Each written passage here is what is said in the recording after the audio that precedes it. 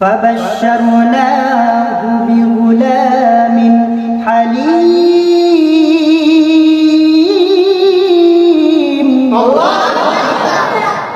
ইব্রাহিম আলাইহিস সালাম যখন আল্লাহর দরবারে দোয়া করলেন, আল্লাহ পাক রব্বুল আলামিন বলেন, আমি তোমার দোয়া কবুল করলাম, অতি শীঘ্রই আমি আল্লাহ পাক রব্বুল আলামিন তোমাকে একটা নেককার সন্তান দান করব।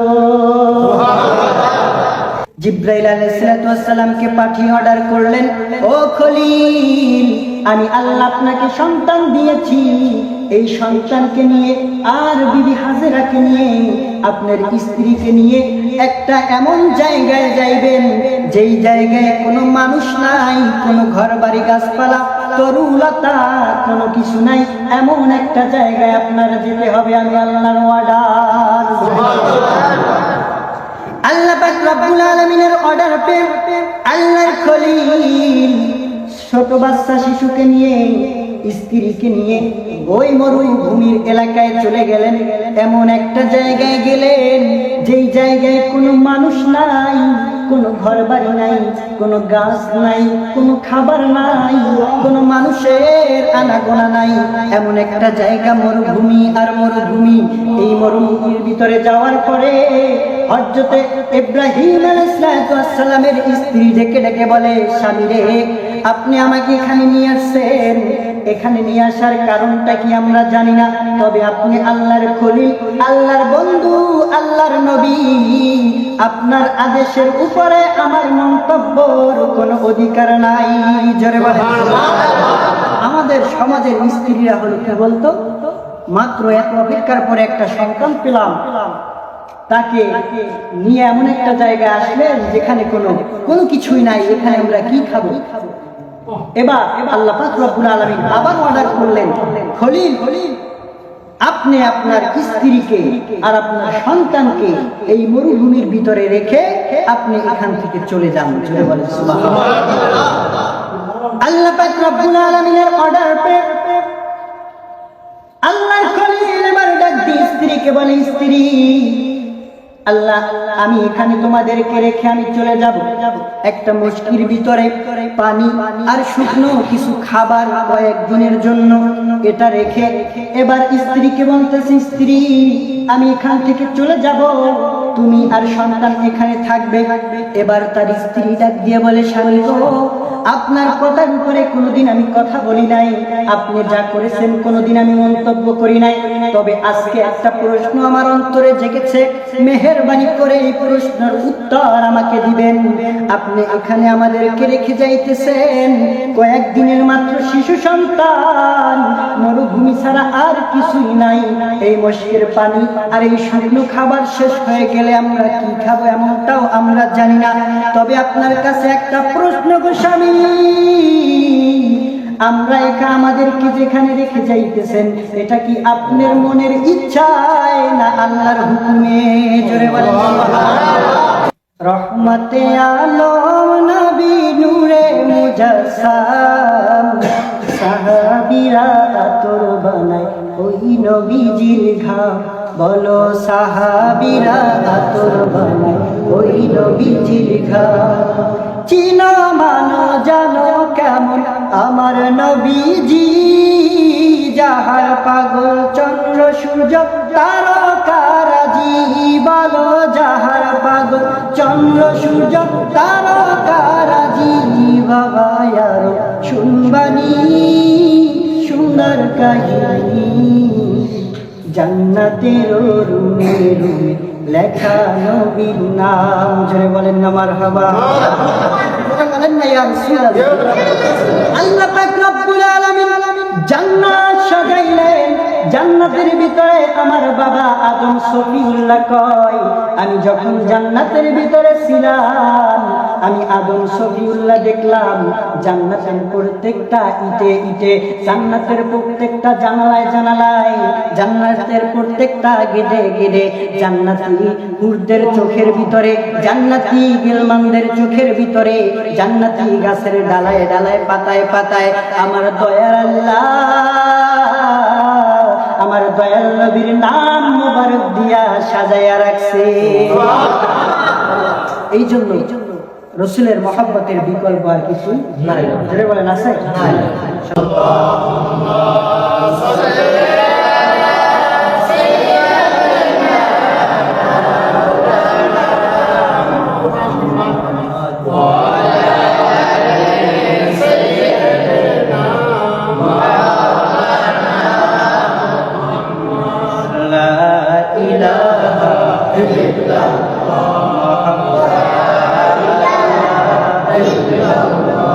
জোরে লা ইলাহা ইল্লাল্লাহ ও লা ইলাহা ইল্লাল্লাহ হাসবি রাব্বি জাল্লাল্লাহ বলেন হাসবি রাব্বি জাল্লাল্লাহ ও মা ফি কলবি গয়রুল্লাহ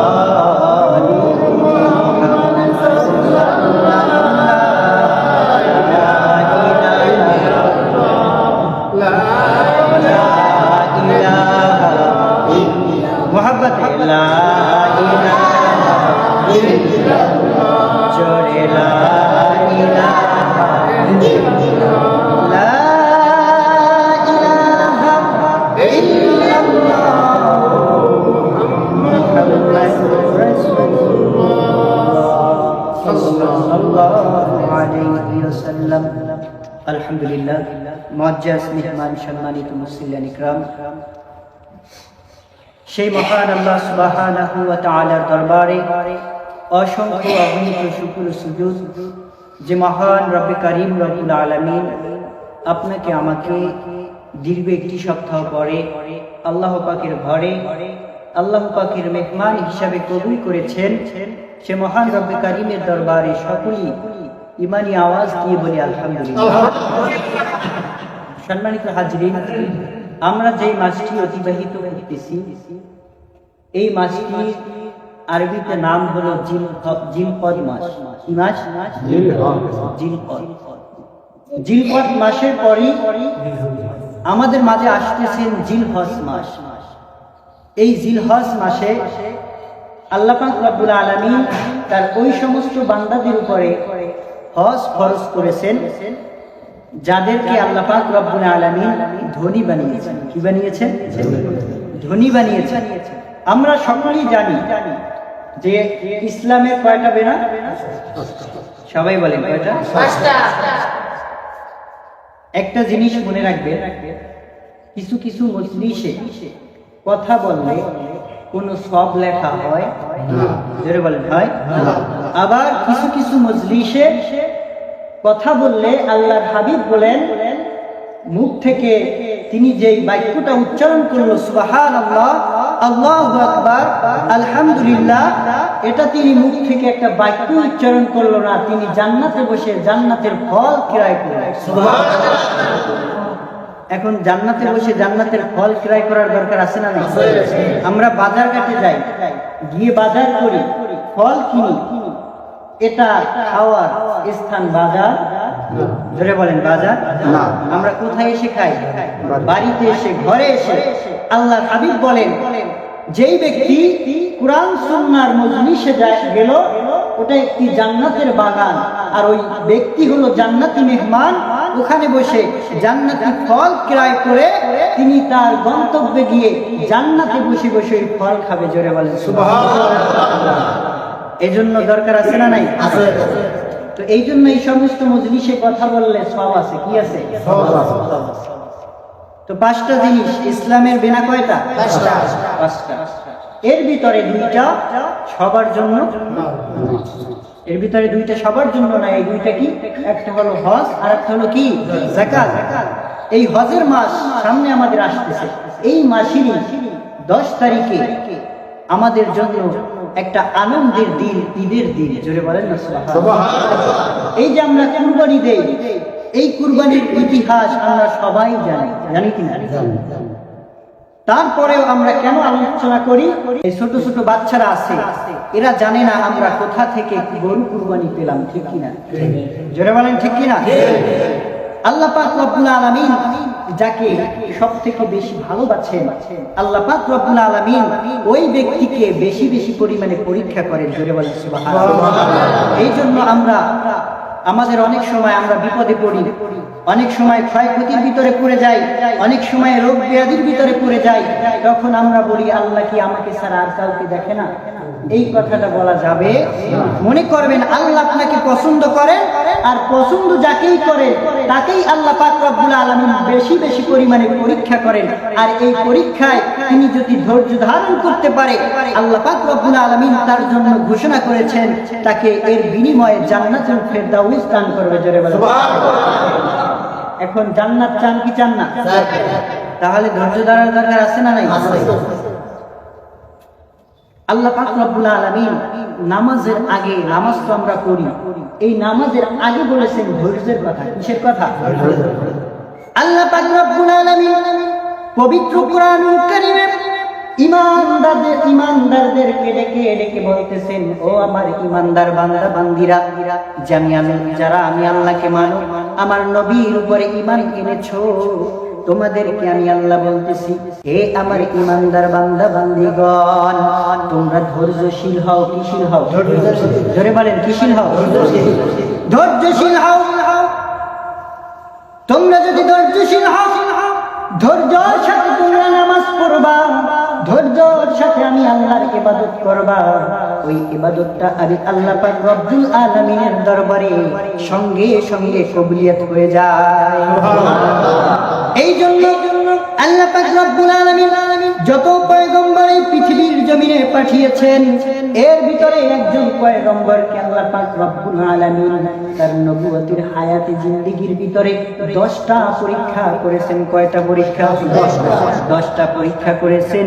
এই 10টা পরীক্ষার পরে আল্লাহ পাক রব্বুল আলামিন তাকে একটা উপাধি দিয়েছেন। এই উপাধিটা হলো খলিলুল্লাহ। জোরে বলেন কি? খলিলুল্লাহ।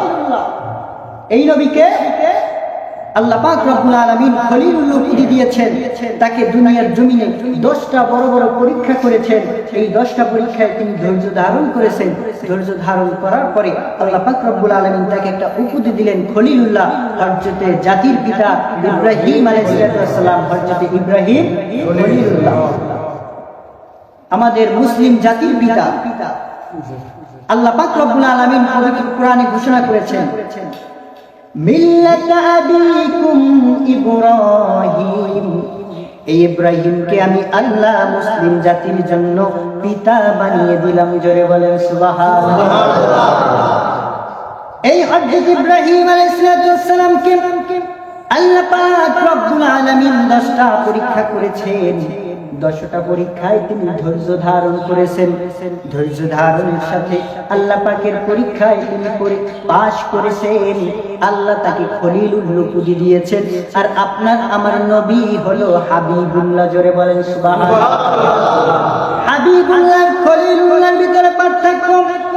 খলিলুল্লাহ আল্লাহকে রাজি খুশি করার জন্য 24টা ঘন্টা তিনি ব্যস্ত থাকেন।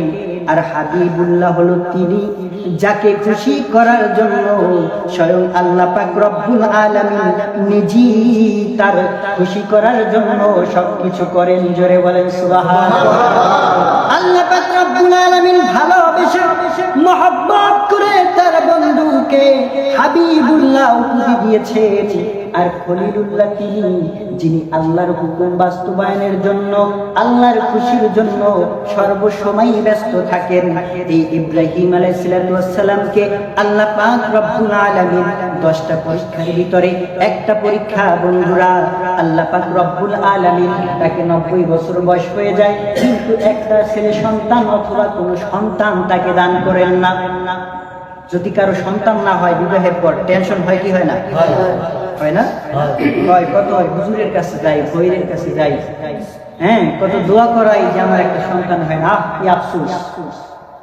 আল্লাহ পাক রব্বুল আলামিন পবিত্র কোরআনুল কারীমে এই ব্যাপারে আয়াতে কারিমা নাযিল করে ইব্রাহিম আলাইহিস সালাম আল্লাহর দরবারে একটা দোয়া করলেন, আমাদের যাদের ছেলে সন্তান হয় না আমরা ধৈর্য ধারণের সাথে ধৈর্যের সাথে আল্লাহর কাছে দোয়া করব। ইব্রাহিম আলাইহিস সালাম কি দোয়া করলেন?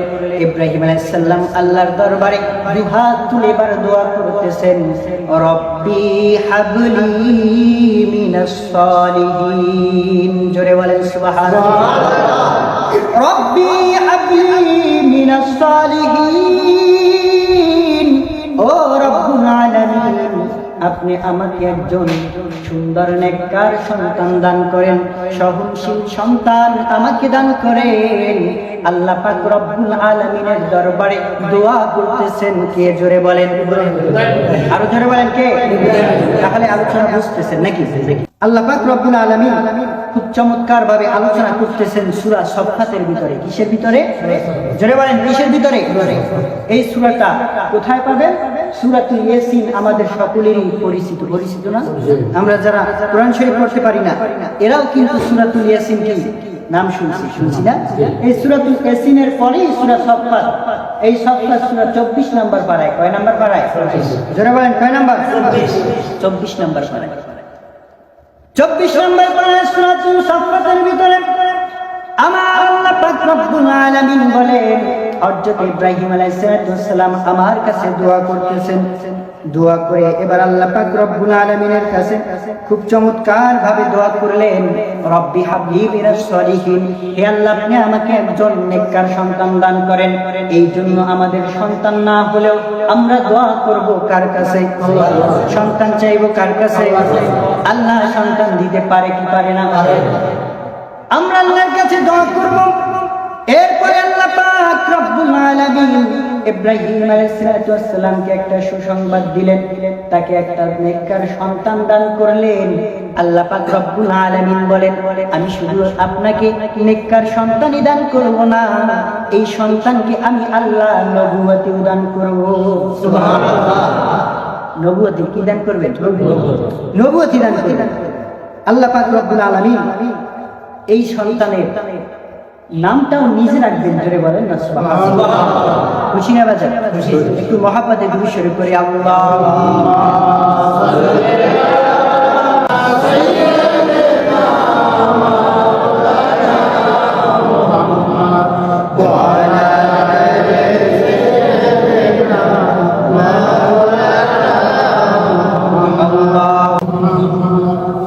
বন্ধুরা আমার, আল্লাহ পাক রব্বুল আলামিন সূরাতুল সফফাতের ভিতরে আয়াতে কারিমা নাযিল করে ইব্রাহিম আলাইহিস সালামকে সান্ত্বনা দিলেন, সুসংবাদ জানিয়ে দিলেন। আল্লাহ পাক রব্বুল আলামিন বলেন, ফাবাশশারনাহু বিগুলামিন হালিম।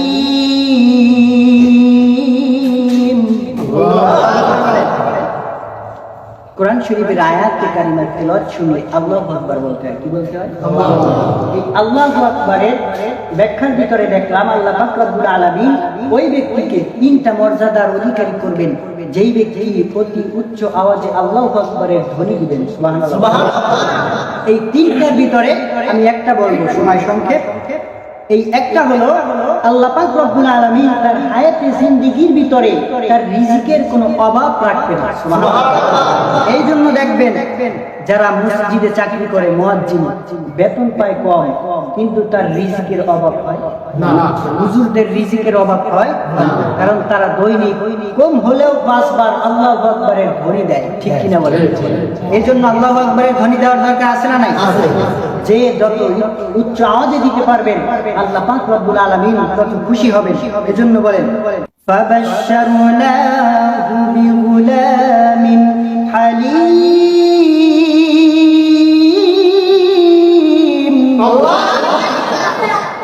ইব্রাহিম আলাইহিস সালাম যখন আল্লাহর দরবারে দোয়া করলেন, আল্লাহ পাক রব্বুল আলামিন বলেন, আমি তোমার দোয়া কবুল করলাম।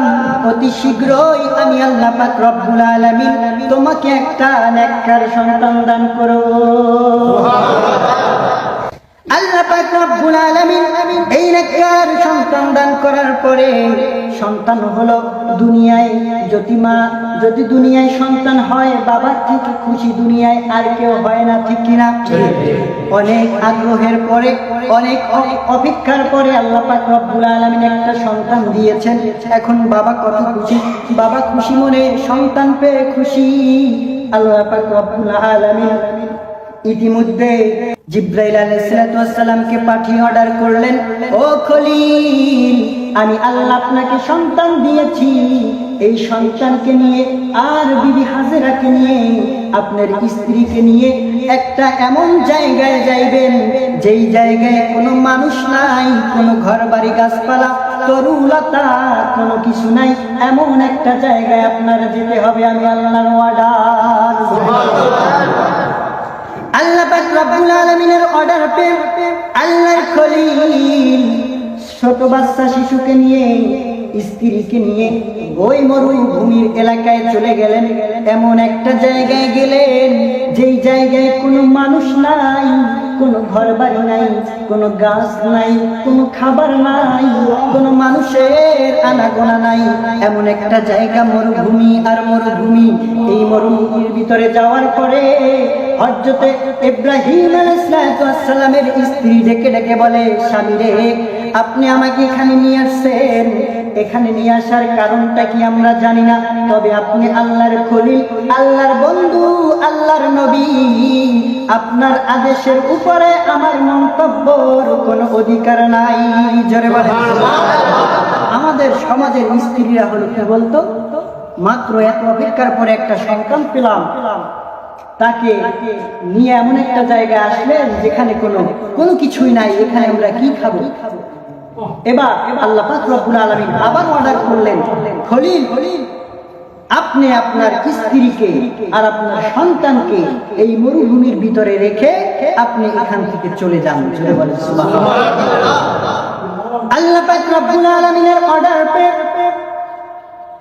আল্লাহর খলিল এবার ডাক দিয়ে স্ত্রীকে বলে, স্ত্রী, আল্লাহ, আমি এখানে তোমাদেরকে রেখে আমি চলে যাব একটা মশকির ভিতরে পানি আর শুকনো কিছু খাবার কয়েকদিনের জন্য, এটা রেখে এবার স্ত্রীকে বলতেছি, স্ত্রী, আমি এখান থেকে চলে যাব, তুমি আর সন্তান এখানে থাকবে।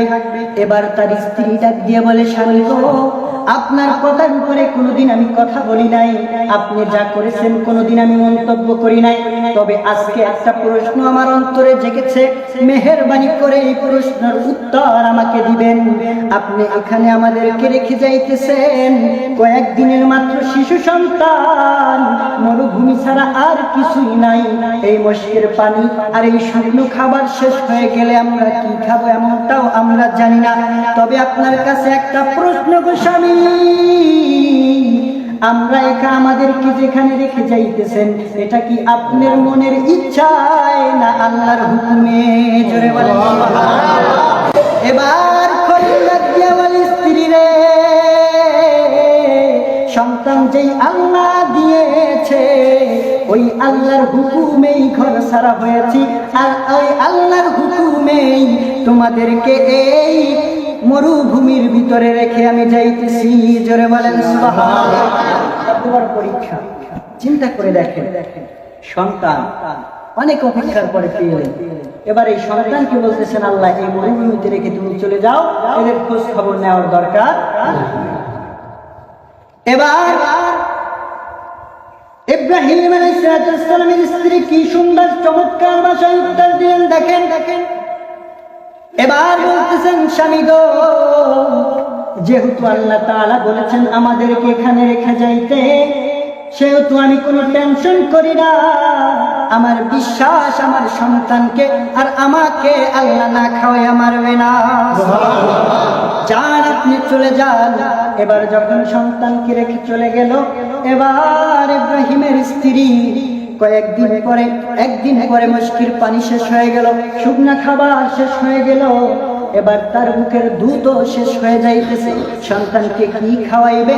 ছোট বাচ্চা সন্তান ক্ষুধার যাতনায় পানির পিপাসায় কান্না করতেছে, শুধু মরুভূমি আর মরুভূমি, মরুভূমির উপরে কান্না করতেছে। এবার ওই ইব্রাহিমের স্ত্রী সামনে তাকাইয়া দেখতেছে একটা পাহাড় দেখা যায়, ওই পাহাড়ের চূড়া থেকে মনে হয় ঝর্ণার পানি বেয়ে বেয়ে পড়তেছে। এবার ইব্রাহিমের স্ত্রী একটা দৌড় মারলো, দৌড় মেরে দেখতেছে ওই পাহাড়ের কাছে গিয়া দেখতেছে ঝর্ণার পানি পড়ে না, ওই পাহাড়ের চূড়ায় বালুগুলো রোদের আলোতে পানির মতো ঝলমল করতেছে। সুবহানাল্লাহ। মরুভূমির ভিতরে কোন পানি পাওয়া যায়? কথা বলেন, পানি পাওয়া যায়? বিবি হাজিরা এবার ওই পাহাড়টা দেখে ওদিক দৌড় মারলেন, দৌড় মারে দেখতেছে যে পানি না, এগুলো বালু দেখা যায়। আবার ওখান থেকে আরেকটা পাহাড় পিছনে, এই পাহাড় দুটোর নাম কুরআনুল কারীমে আল্লাহ পাক রব্বুল আলামিন বলেছেন সাফা মারওয়া। নাম কি? সাফা মারওয়া। আল্লাহ পাক রব্বুল আলামিন এ ব্যাপারে আয়াতে কারিমা নাজিল করে বললেন ইন্নাস সাফা ওয়াল মারওয়াতা মিন শাআইরিল্লাহ।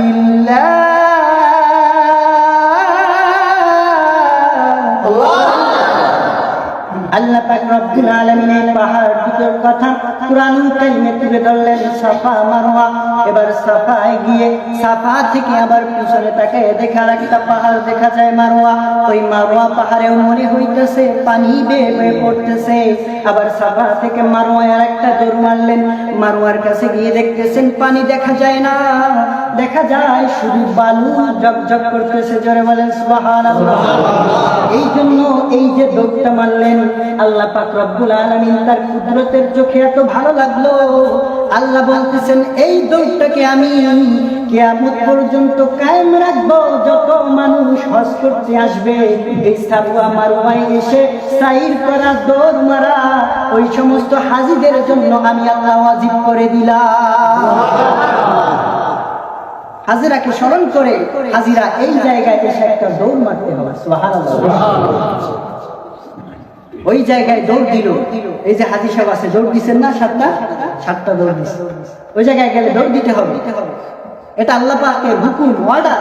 তো যখন ওখানে চলে গেলেন, চলে যাওয়ার পরে দেখতেছেন পানি কোথাও পাওয়া যায় না, মরুভূমি। সন্তানের মায়া, মায়ের চেয়ে বেশি আর কেউ অন্তরে থাকে? জোরে বলেন, থাকে না। এজন্য মা তো সন্তান রেখে গিয়েছে, পানির জন্য দৌড়াইতেছে, আবার সন্তানের জন্য মন টানতেছে। আবার একটা দৌড় মেরে এসে সন্তানের কাছে আসে, সন্তানটাকে দেখে মরুভূমির উপরে হাত পাও পাছড়াইতেছে আর পানির জন্য কান্না করতেছে। সুবহানাল্লাহ। এবার বিবি হাজিরা সাফা পাহাড়ের উপরে উঠে রব্বুল আলামিনের দরবারে দুহাত তুলে এবার দোয়া করলেন। সুবহানাল্লাহ বলেন। একদল আলেম আছে যারা এখন বর্তমানে দোয়া খুঁজে পায় না। আমরা নামাজের পরে দোয়া করি, কার কাছে চাই? জোরে বলেন। দুহাত তুলে কার কাছে চাই? শুধু আমাদের নবীর জবানাই নয়, ইব্রাহিম নবীও দোয়া করেছেন, তার স্ত্রীও হাত তুলে কার কাছে দোয়া করেছেন? আল্লাহর কাছে দোয়া করেছেন। আমরা নামাজের পরে দোয়া করি, এটা আমরা নামাজের অংশ মনে করি না, আমরা চাই আল্লাহর কাছে। জোরে বলেন ঠিক কিনা? আপনার আমার সেজদা আল্লাহর দরবারে কবুল হয়েছে কিনা এটা আমরা জানি না, তবে আমরা সেজদা দিয়ে আল্লাহর দরবারে বিনতির সাথে আপিল করি, আল্লাহ আমাদের সেজদাগুলো তুমি কবুল করে নাও। জোরে বলেন ঠিক কিনা? দোয়া করলেন। বড় লম্বা ইতিহাস, সময় খুব সংক্ষেপ, এর ভিতরে বলা যাবে না বাবারা। আমি সংক্ষেপে আরেকটু সামনে গিয়ে আলোচনা আমি শেষ করে দিব। তো যখন দোয়া করলেন, দোয়া সঙ্গে সঙ্গে আল্লাহ পাক রব্বুল আলামিন কবুল করলেন। জোরে বলেন সুবহানাল্লাহ।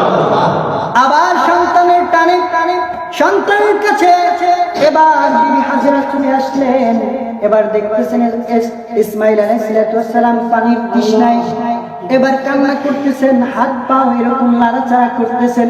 আর ওই পায়ের আঘাতে, পা যেখানে আঘাত খেলো, ওই আঘাতে ওখান থেকে আল্লাহর কুদরতি ভাবে পানি উঠতেছে। জোরে বলেন সুবহানাল্লাহ।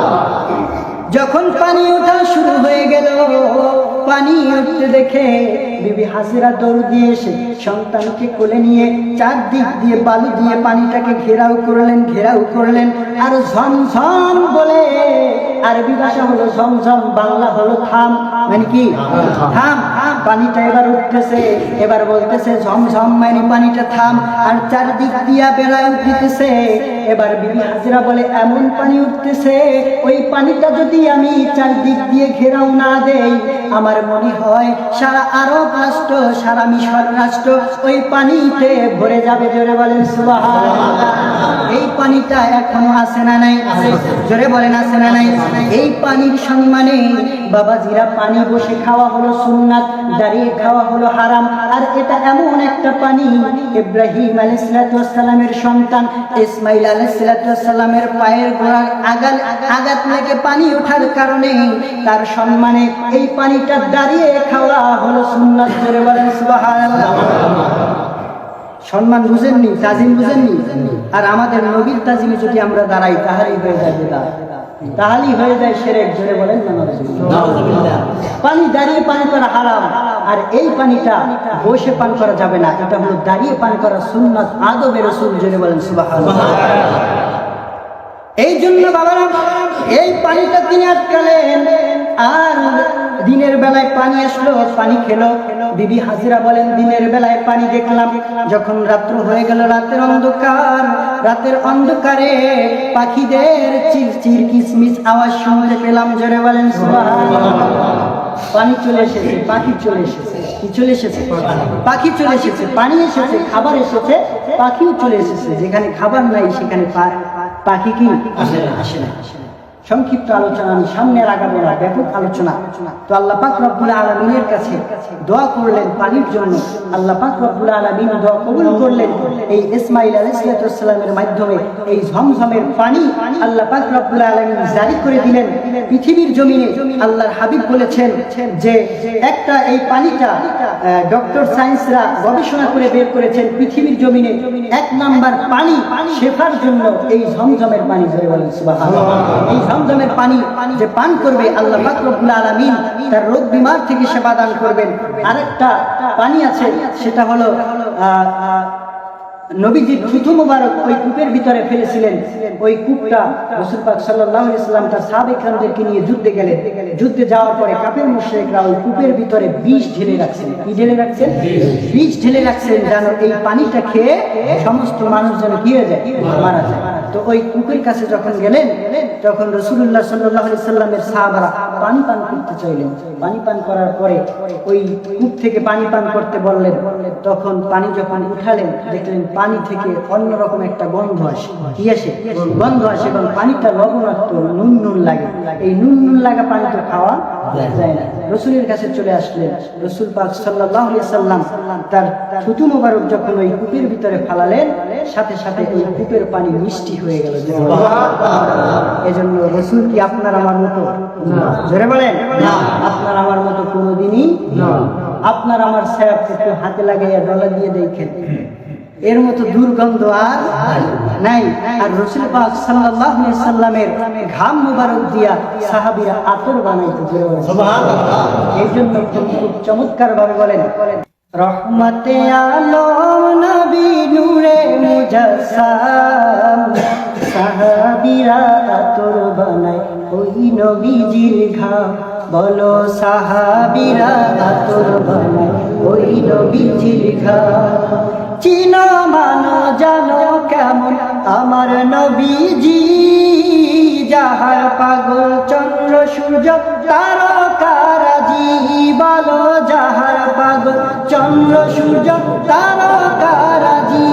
বাবা আরো শুনবানি সুন্দর কাহিনী, জান্নাতের রুমে রুমে লেখা নবীর নাম। জোরে বলেন না মারহাবা। বলেন না ইয়া রাসূলুল্লাহ। আল্লাহ পাক রব্বুল আলামিন জান্নাত সাজাইলেন। জান্নাতের ভিতরে আমার বাবা আদম সফিউল্লাহ কয়, আমি যখন জান্নাতের ভিতরে ছিলাম, আমি আদম সফিউল্লাহ দেখলাম জান্নাতের প্রত্যেকটা ইটে ইটে, জান্নাতের প্রত্যেকটা জানালায় জানালায়, জান্নাতের প্রত্যেকটা গেটে গেটে জান্নাতি হুরদের চোখের ভিতরে, জান্নাতি গিলমানদের চোখের ভিতরে, জান্নাতি গাছের ডালায় ডালায় পাতায় পাতায় আমার দয়ার আল্লাহ, আমার দয়াল নবীর নাম মুবারক দিয়া সাজায়া রাখছে। এই জন্য রাসূলের মহব্বতের বিকল্প আর কিছু নাই। বলেন আছে? সম্মানিত হাজিরিন, সময় অনেক বেশি হয়ে গিয়েছে। আল্লাহ পাক রব্বুল আলামিন যদি তৌফিক দান করেন তাহলে আগামী জুমায় ইনশাআল্লাহ আলোচনা হবে। আর সংক্ষিপ্ত টাইমে আমি একটা কথা বলি, সেটা হলো আমার মামা, আমার শ্রদ্ধেয় ছোট মামা, আমার দুই মামা, তার ভিতরে ছোট মামা অনেকেই হয়তো চিনবেন, আলোচক হযরত মাওলানা মুফতি মাহবুবুর রহমান সালিহি।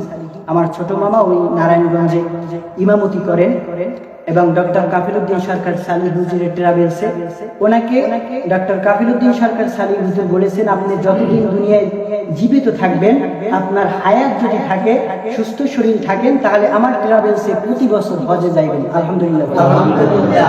এই জন্য মামার জন্য দোয়া করবেন। এই 7 তারিখে তার ফ্লাইট, তিনি যাবেন। তার কোনো হাজি দিতেও হবে না, কাউকে নিতেও হবে না। তাকে হাজিদের খেজমতে ধরেন 50 জন 60 জন হাজিদের আমির বানাইয়া তাকে পরিচালনা করার জন্য প্রতি বছরই নেবেন। এজন্য এই 7 তারিখে তার ফ্লাইট, তার জন্য দোয়া করবেন আমাদের পক্ষ থেকে। আল্লাহ পাক রব্বুল আলামিন যেন মামাকে নবীর রওজায় সালাম পৌঁছাবার তৌফিক দান করেন, বলেন আমিন।